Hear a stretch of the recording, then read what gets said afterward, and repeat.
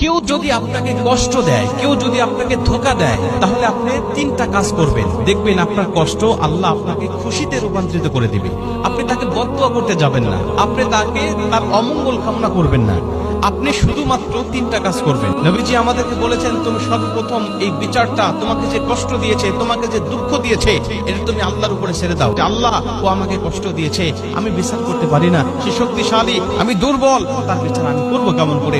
তুমি তো উত্তম বিচারক, তুমি নিজের হাতে তার বিচারটা করে দাও। আপনি আসমানের দিকে মুখটা উঁচা করে আল্লাহর উপরে দায়িত্বটা ছেড়ে দেন, আল্লাহর উপরে বিচারটা ছেড়ে দেন।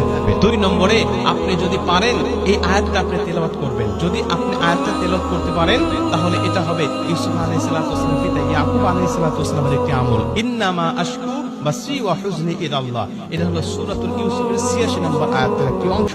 এই আয়াতটা আপনি পাঠ করবেন, ইন্নামা আশকু বাসি ওয়া হুজনি ইলাল্লাহ।